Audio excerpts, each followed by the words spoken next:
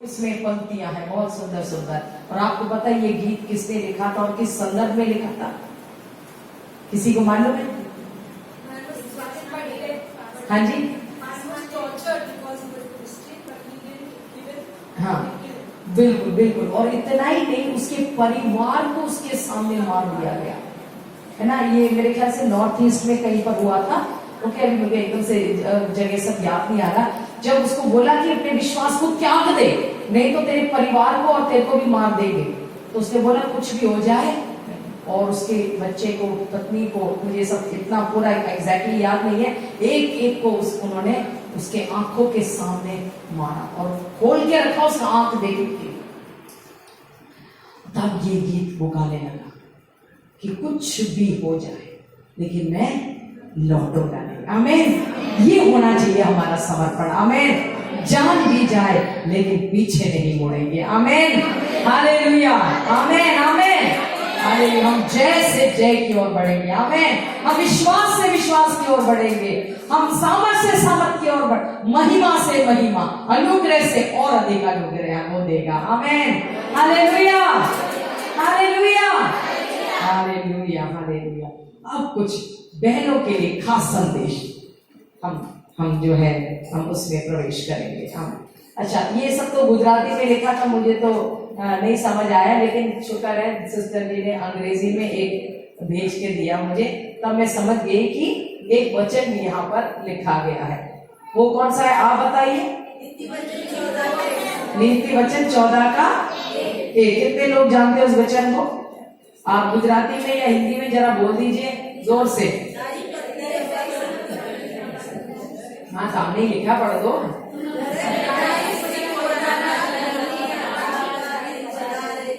हाँ, मुझे तो समझ नहीं आया आपने क्या बोला, मैं हिंदी में पढ़ देती। क्या है? हर बुद्धिमान स्त्री अपने घर को, ठीक है, उतना ही नहीं है, बाइबल में और भी लिखा हुआ, हम उसी पे फोकस करेंगे, लेकिन दूसरा भी जानना जरूरी है ना। पर मूढ़ स्त्री उसको अपने ही हाथों से ढा भी देती है। ओके, मैं भी पूछूंगी कितनी बुद्धिमान स्त्री यहाँ पर है, कहीं आपको पक्का नहीं है तो आप हाथ ना उठा पाए, ऐसा ना हो।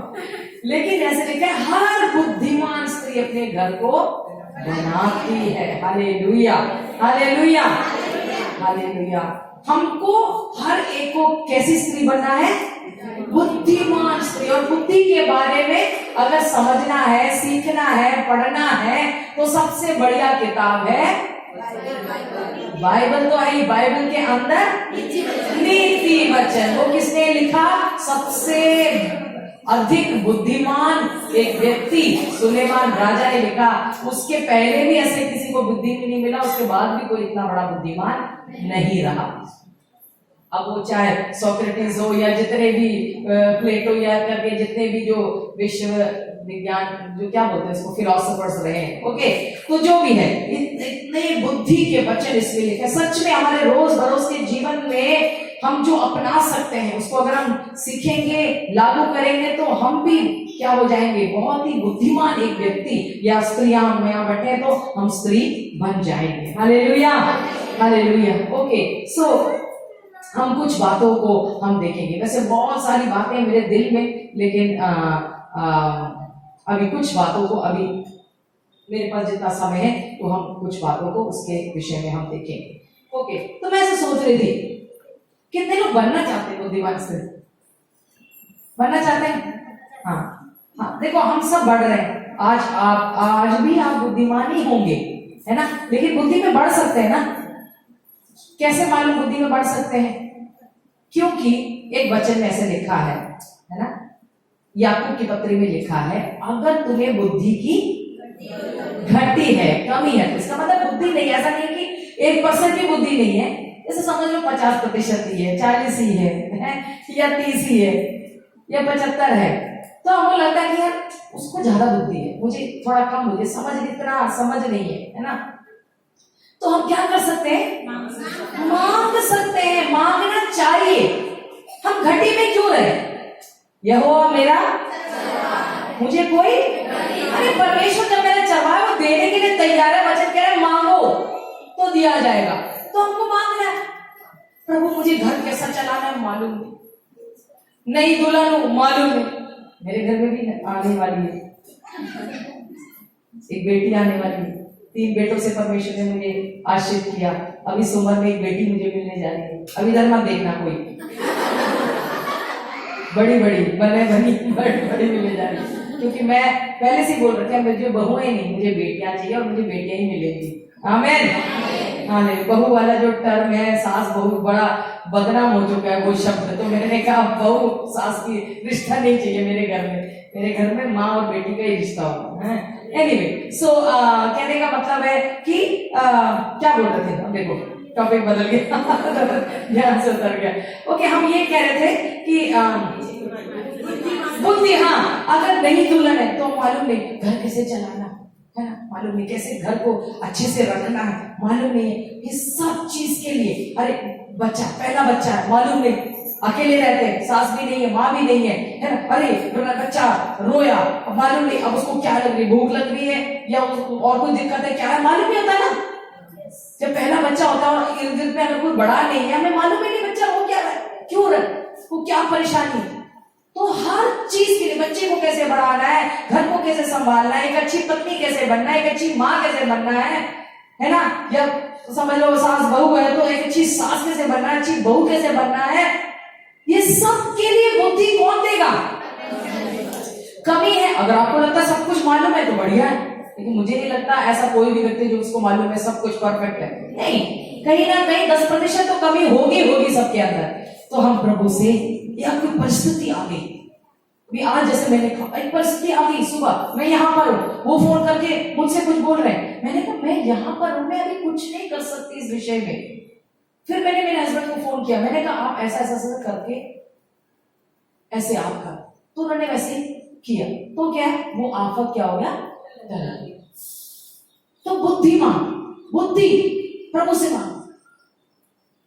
तो हम, क्योंकि हम एक जीवन यात्रा में परिस्थितियां कभी भी कैसे भी कहीं से भी उत्पन्न हो सकती। हम सोच के नहीं बैठे हाँ आज ये परिस्थिति आई, नहीं, अचानक से कोई भी परिस्थिति आ जाती, कोई भी समस्या कहीं से भी, ऊपर से नीचे से। अब बताओ, कभी किसी ने सोचा कोई क्या ऐसे घर में बैठे और ऊपर से प्लेन गिर जाएगा।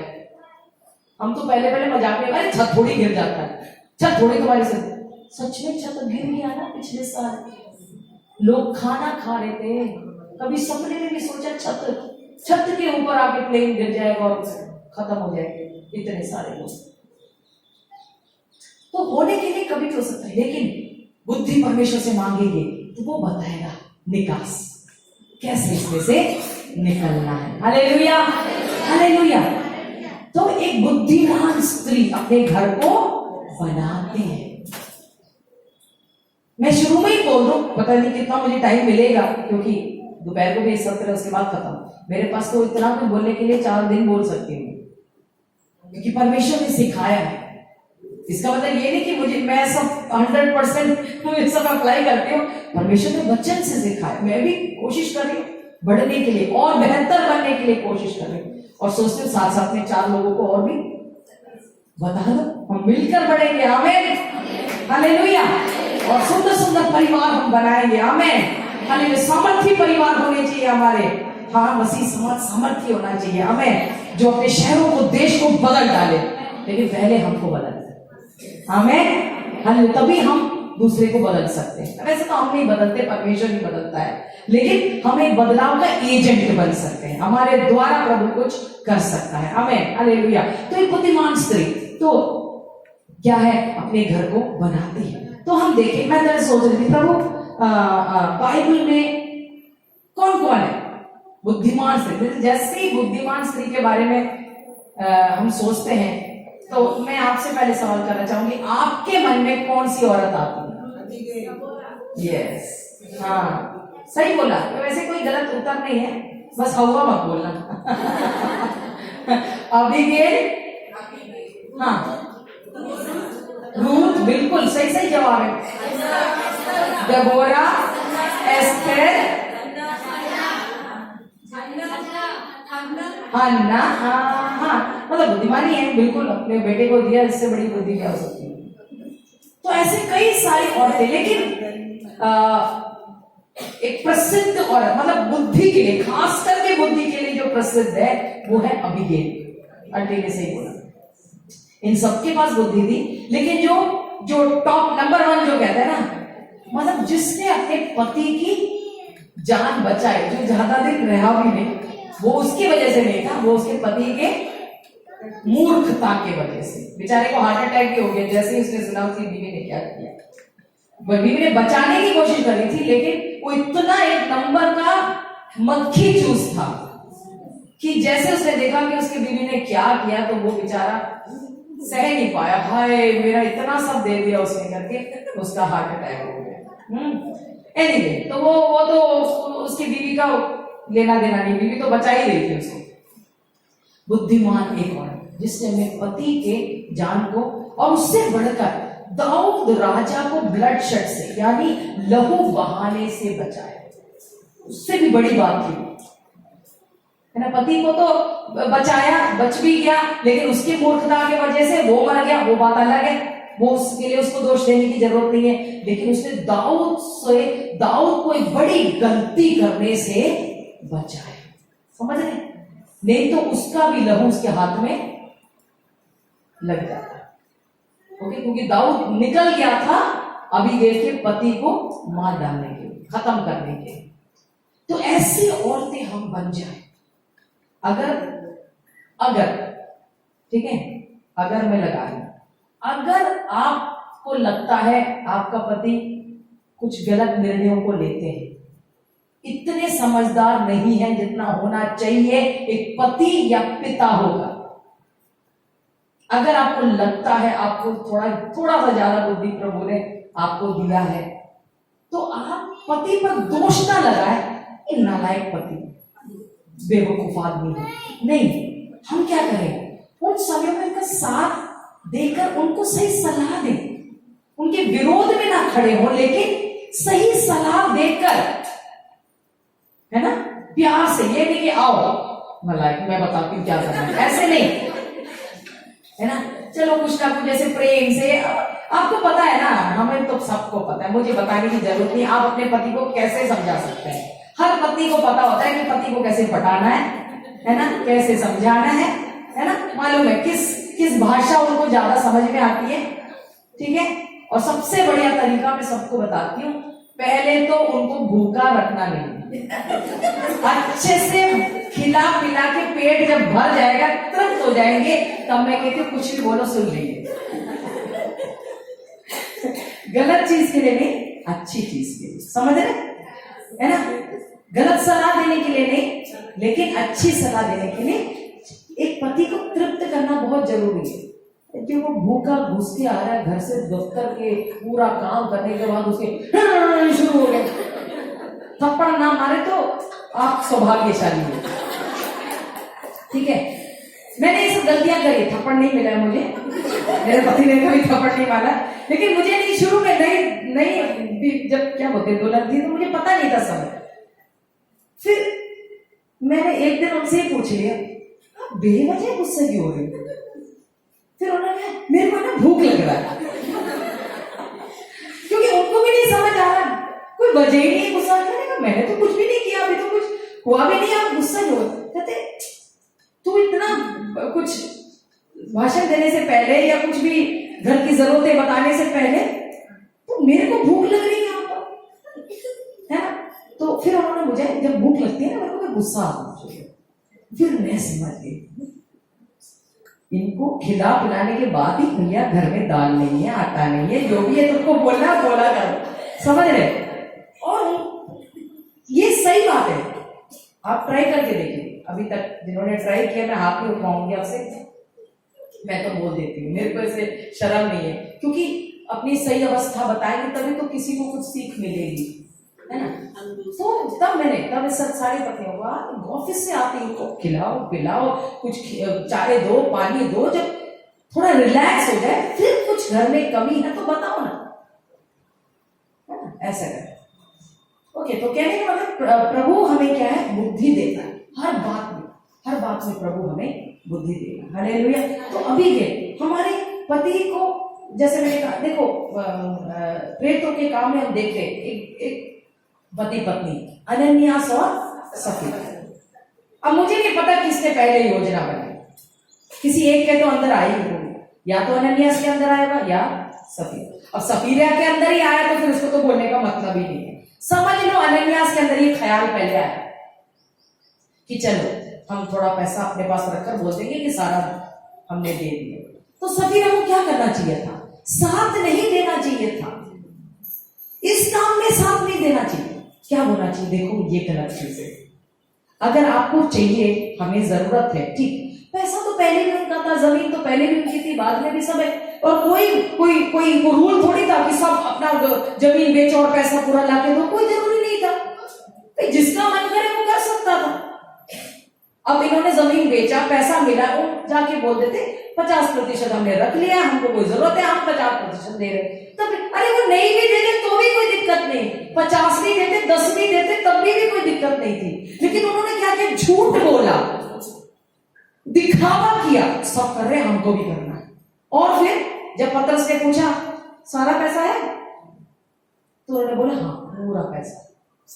तो इसका मतलब दिखावट, और क्या बोलते हैं हिपोक्रेसी, यानी हिंदी में क्या बोलेंगे,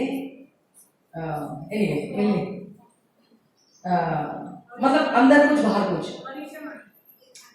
नहीं अरे वो वर्ड नहीं मिल रहा, एनीवे जो भी है ना। तो मेरा कहने का मतलब है ना, वो हाँ छल कपट, हाँ कपटी, है ना। तो ये था उनका गलती, ये नहीं कि उन्होंने पूरा पैसा नहीं दिया। तो सफीरा को उसको सलाह देना चाहिए था, ये हम ऐसा नहीं करेंगे, ये गलत है। पूरा 100% साथ दिया, ऐसा साथ अपने पति का कभी मत दिया, है ना। ये बुद्धि सही वाली बुद्धि नहीं है, ये टेढ़ी वाली बुद्धि। उसको बुद्धि भी बोलेंगे नहीं, मालूम नहीं क्या बोलेंगे, पता नहीं, जो भी बोलेंगे दुर्बुद्धि, हाँ दुर्बुद्धि, ठीक है। मलयालम में शायद दुर्बुद्धि है, हिंदी में पता नहीं, जो भी है, मतलब टेढ़ा दिमाग। तेज होते हैं कई लोग लेकिन गलत करने के लिए, ऐसा तो ऐसा होना चाहिए। तो ये चीज हम याद रखें, क्योंकि एक घर को हम बना भी सकते हैं, एक घर को हम तोड़ भी सकते हैं। नीति वचन में भर के देखो, जब पति गुस्सा हो जाएगा, गुस्से में बैठे, तो उस टाइम हमें भी गुस्सा नहीं होना चाहिए, हम शांत हो जाए, हम ठंडे हो जाए, हम कोई बात नहीं सुन लो, थोड़ा सा सहम लो, फिर बाद में जैसे मैंने कहा जब वो ठंडे हो जाएंगे आप अपनी बात को रख सकते हैं, है ना। तो ऐसे हम जो है एक परमेश्वर की एक बुद्धिमान एक स्त्री थी अबीगैल, जिसने बहुत अपनी समझदारी से और है ना अपने विवेक को इस्तेमाल करके उसने पति की भलाई भी करी। लेकिन जैसे मैंने पहले कहा ज्यादा पैदा नहीं हुआ उससे, लेकिन दाऊद को लहू बहाने से उसने कर। देबोरा का नाम आपने लिया, ये अबीगैल जो है, जिसको नहीं मालूम आप घर पे जाके लिख सकते हैं, मतलब पढ़ सकते हैं, पहला शमूएल 25वां अध्याय, ठीक है, पहला शमूएल 25वां अध्याय। मैं पढ़वा नहीं रही क्योंकि आप घर में जाके होमवर्क करिएगा। 25वां अध्याय में अबीगैल को हम देखते हैं, और बाद में पता है इसकी बुद्धि मतलब ऐसे बुद्धिमान थी कि ये दाऊद की क्या बन गई, पत्नी ही बन गई, है ना। दाऊद ने उसको ब्याह लिया, अपना पत्नी बना दी। तो अब इसमें इसका गलत मतलब नहीं लेना, सही मतलब समझना। जब बुद्धिमान स्त्री होंगी तो आप ऐसे चीज के हकदार हो जाएंगे जिसके आप लायक हैं। वहां से एक आत्मिक मतलब में निकालते हैं, ठीक है। आप जब बुद्धिमान, अबीगैल लायक नहीं थी, मतलब ऐसे देखा जाए तो वो एक आम औरत थी, है ना, लेकिन उसके बुद्धि के वजह से वो राजमहल में पहुंच पाए। आप समझ रहे हो, एक राजा की पत्नी। तो परमेश्वर, है ना, जब आप बुद्धिमान स्त्री होंगे आपके स्तर को परमेश्वर क्या करेगा, उठाएगा। हालेलुया। आपको ऊंची ऊंची जगहों पर परमेश्वर ले जाएगा, रखेगा। Hallelujah, hallelujah. कई चीजों का हकदार परमेश्वर, जिसके हम स्वाभाविक रूप से मतलब हम उसके लायक नहीं होंगे, लेकिन परमेश्वर आपको ऐसे स्थानों में पहुंचाएगा। आमीन, हालेलुया। तो फिर दोबारा मैं कह रही, बुद्धि की कमी है तो हम मांगे परमेश्वर हमें बुद्धि देगा। हालेलुया, है ना। ओके, हम फिर देखते हैं देबोरा को। न्यायों का किताब 4 और 5वां अध्याय में हम देखते हैं देबोरा को। ओके, देबोरा के बारे में बोलेंगे तो बहुत कुछ है। मेरा एक फेवरेट कैरेक्टर में से है, मेरा एक बहुत एक सामर्थ्य संदेश है जो मैं बहनों को देखती हूँ देबोरा के जीवन से। लेकिन अभी फिलहाल उसमें मैं नहीं प्रवेश कर रही क्योंकि कई सारे नाम मेरे सामने हैं। बस थोड़ा थोड़ा उनको इंट्रोड्यूस करके मैं आपको जा रही हूँ। तो देबोरा को हम देखते हैं, एक ऐसी बुद्धिमान स्त्री, हम इसलिए बुद्धिमान स्त्री बोलते हैं क्योंकि वो सलाहकार थी। दूसरों लोग उसके पास अपने समस्याओं को लेकर आते थे और वो क्या थी? जज थी। क्या बोलेंगे उसको? न्यायी। 14 न्यायी थे, जजेस। 13 कौन थे? पुरुष थे। उसमें से एक अगर वो बेवकूफ औरत होती तो वो क्या पूरे इजराइल का न्याय कर पाती? बिल्कुल नहीं। बुद्धिमान स्त्री, प्रभु के शरण में बैठने वाली। वो कैसे बुद्धिमान हुई? मैं सोचती हूँ प्रभु के संग बैठने के वजह से। आमीन, है ना। वो बैठती थी, प्रभु की आवाज को सुनने वाली औरत थी, प्रभु से प्राप्त करने वाली एक औरत, जिसके वजह से वो दूसरे को क्या कर सकी? सलाह दे सके। हम दूसरे को सलाह कब दे सकते हैं? जब हम परमेश्वर के संग बैठे। आमीन, हालेलुया। प्रभु से सुनेंगे, प्रभु से प्राप्त करेंगे। आमीन, हालेलुया। हम अपने पति के लिए भी सलाहकार बन सकते हैं, अपने बच्चों के लिए सलाहकार तो बनना ही बनना है। हमें अपने पड़ोसी के लिए बन सकते हैं। यहाँ पर परमेश्वर से सुनकर उसने बाराक को सलाह दिया कि ऐसा सलाह नहीं बल्कि आज्ञा के करीब भी था कि तुम ऐसा जाओ, प्रभु तुम्हें जय देगा। लेकिन हम जानते हैं क्या हुआ? वो डरा हुआ था क्योंकि सीसरा नामक एक क्या बोलते हैं, क्रूर मनुष्य, दुष्ट एक, है ना, अधिकारी क्या कर रहा था? इजराइल को क्या है? गुलामी में रखा हुआ था। 20 साल से गुलामी में रखा हुआ था। लेकिन उसने परमेश्वर से सुनकर बाराक को बोला, वो जाने के लिए तैयार नहीं हुआ। लेकिन उसने ये बोला, अगर तू मेरे साथ जाएगी तो मैं जाऊंगा युद्ध भूमि में। और हम देखते हैं ये देबोरा युद्ध भूमि में उसके साथ जाती है और वहां पर इतना बोल के मैं समाप्त करूं, एक बड़ी जय परमेश्वर क्या है? इजराइल को दिलाता है। Hallelujah, hallelujah. 20 साल की गुलामी 40 साल के शांति में बदलने के लिए परमेश्वर देबोरा का इस्तेमाल करता है। आमीन। और केवल यही एक औरत नहीं थी, इस ड्रामा में मैं कहूंगी कि इस एक और औरत को परमेश्वर शामिल करता है और उसका नाम क्या है? याएल। शुरू में देबोरा को इस्तेमाल करता है प्रभु से सुनने के लिए, प्रभु से प्राप्त करने के लिए, बाराक को वचन देने के लिए, बाराक के लिए प्रेरणा बनने के लिए, उसके साथ युद्ध भूमि में जाने के लिए। लेकिन क्या होता है? वो सीसरा युद्ध भूमि से क्या है? भाग जाता है। तो क्या है? पूरी कहानी खत्म नहीं होती, शुरू हो गई, चालू हो गई, लेकिन खत्म नहीं हुआ। अब उसको खत्म करने के लिए, क्योंकि आदमी लोग सब डरे हुए थे, बाराक में, है ना, वो भी डरा हुआ था। परमेश्वर ने कहा देबोरा से शुरू में बुलवाया, क्योंकि तू ऐसे नाटक कर रहा है, इतना डर हो गया एक नंबर का, तो अब महिमा किसको जाएगी? औरत को ही जाएगी। अब एक औरत ही इसका श्रेय लेगी, है ना। वैसे तो परमेश्वर ही उसके योग्य है, लेकिन परमेश्वर ने 2 औरतों को इस्तेमाल किया, एक को शुरुआत करने के लिए और एक को खत्म करने के लिए। आमीन, हालेलुया। तो परमेश्वर ने एक संक्षिप्त में बता रही, बहुत बड़ा संदेश है जो मैंने आपको 1 मिनट के अंदर मैंने बताया है कि परमेश्वर ने मुझसे कुछ सालों पहले कहा, बल्कि कोविड के समय में कहा कि परमेश्वर इस पीढ़ी में 2 प्रकार की औरतों को ढूंढ रहा है। एक, कुछ ईश्वरीय शुरुआत करने के लिए, हालेलुया, हालेलुया, कुछ ऐसी बुद्धिमान स्त्री जो परमेश्वर से सुनकर कुछ शुरुआतों को करे, कुछ कार्यों का आरंभ करे। आमीन, हालेलुया। वो आपके शहर में हो सकता है, आपके कलीसिया में हो सकता है, आपके परिवार में हो सकता है, कुछ भी हो सकता है। जैसे अगर मैं उदाहरण बताऊं कि अगर आपके घर में पारिवारिक प्रार्थना नहीं होती, आप कहते हैं मेरा पति बैठता नहीं, इसलिए पारिवारिक प्रार्थना नहीं होती, कोई बात नहीं, आप अपने बच्चों के साथ बैठ के शुरुआत करो पारिवारिक प्रार्थना। आमीन। आप समझ गए मैं क्या कहना चाह रही हूं? तो आप दूसरों के इंतजार मत करो, पति साथ नहीं देता, आप बच्चों के साथ बैठ जाओ, है तो परिवार में कुछ बातों को शुरू करने के लिए, मुझे नहीं पता, और भी कई सारी शुरुआतें हैं। हाँ, आपका पति दशमांश नहीं देता है या ऑफरिंग नहीं देता है, जो भी परमेश्वर के राज्य के लिए हाथ नहीं बढ़ाता है, कंजूस होगा नाबाल के जैसे, ऐसा ना हो। लेकिन अगर हो तो मैं कह रही हूं, अगर कोई ऐसा है तो आप क्या कहेंगे? अरे मेरा पति कमाता है, वो तो देता नहीं, मैं क्या करूंगी? मेरे घर में, हमारी कलीसिया में ऐसे कुछ बहने थे, तो मैंने बोला कोई बात नहीं, तू उसकी चिंता मत कर, वो नहीं देता तो ना देने दे। मैंने कहा तेरे हाथ में पैसा देता है? देता है, 500 रुपए देता है, सब्जी लेने के लिए देता है, कपड़े खरीदने के लिए देता है, कुछ भी घर का काम के लिए 1000 रुपए, 500 रुपया, 5000 रुपए, जितना भी देता है। हाँ देता है। मैंने कहा उसमें से 10 रुपए निकाल सकती है? तेरे को, तू नहीं कमा रही, तेरे को कुछ भी देता है, तेरे को साड़ी के लिए पैसा देता है, तू 50 रुपए का कम साड़ी ले ले, लेकिन वो 50 रुपए तू अपनी तरफ से बोल, मेरा पति तो देता नहीं परमेश्वर, लेकिन जो मुझे 500 रुपए मिले उसमें से 50 रुपए मैं आपके राज्य के लिए मैं देगी। आमीन। मैंने कहा तू देख, तू देख, परमेश्वर तेरे को बढ़ाना शुरू कर देगा। आमीन। और ऐसा हुआ, ऐसा हुआ। आमीन। तो मैं क्या करूं? कुछ हुआ, आप अपने परिवार में आप करें।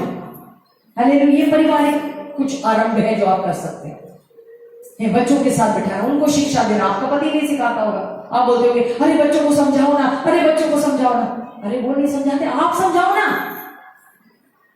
हमेशा पापा पे क्यों डालते हो सब चीजें? आप घर पे रहते हो ज्यादा, आप समझाओ, उनको सिखाओ, वचन सिखाओ, प्रार्थना करना सिखाओ, संगति में ले जाना, ले जाओ, सिखाना नहीं, ले जाओ। हैं, समझ रहे? ऐसे शहर में, कलीसिया में आरंभ कर सकते हैं। हो सकता है बहनों की प्रार्थना नहीं हो रही है आपकी कलीसिया में, आप पासवान की पत्नी के पास जाएं, बोले जो भी आप बुलाते होंगे, आंटी, दीदी, अम्मा, जो भी कि हम एक बहनों की प्रार्थना आरंभ करते हैं। कोई नहीं है पास्टर, सिस्टर, जो भी है, आप और मैं बैठे, हम दोनों बैठते हैं। मैं कह रही हूँ तीसरा भी आ जाएगा, चौथा भी आ जाएगा, पांचवा भी आ जाएगा। आमीन। आप समझ रहे हैं मैं क्या बोलना चाह रही हूँ? कुछ आपके कलीसिया में नहीं हो रहा है और आपको ऐसे हो रहा है कि हाँ ये होना चाहिए। हमारी कलीसिया में जितने भी आरंभ हुए हैं, मैं प्रभु को महिमा देकर कहना चाहती हूँ, वो एक एक आरंभ परमेश्वर ने मुझसे ही करवाया। बल्कि कलीसिया का ही आरंभ परमेश्वर ने स्त्रियों को इस्तेमाल किया। आमीन। हालेलुया। मेरे हस्बैंड आज भी नौकरी करते हैं, वो एक मैनेजर है एक स्कूल के, इंडिया का जो टॉप स्कूल है वो उसके मैनेजर है। सुबह जाते हैं, शाम को आते हैं, उनके पास वक्त कम है। लेकिन 20 साल पहले ये हमारा अप्रैल में हमारे कलीसिया का ऑफिशियली 20 साल हम कंप्लीट करने जा रहे हैं। इस कलीसिया को घर घर जाकर सुसमाचार देकर आत्माओं को परमेश्वर ने आकर्षित किया अपने राज्य में, और आज तकरीबन 300 लोगों की कलीसिया है। आमीन। हालेलुया। तो पासवान चले आते हैं, सब कुछ मुझे करना पड़ता है, लेकिन आज परमेश्वर की दया से एक बड़ा टीम को हमने खड़ा किया है। आज मैं हूं, पासवान है, नहीं है, कोई फर्क नहीं पड़ता, सारी चीजें बराबर चलती होती है। आमीन। हालेलुया। क्योंकि ऐसे एक सेवक दल को हम लोग लीडर्स टीम नहीं बोलते, हम सेवक दल बोलते हैं। मैंने कहा अपने आप को सेवा की रखो, ज्यादा लीडर मत बनो। जहां लीडर बन जाते फिर कहते हैं सब सेवक है, हम सब परमेश्वर के सेवक है, लीडर बोलते हैं।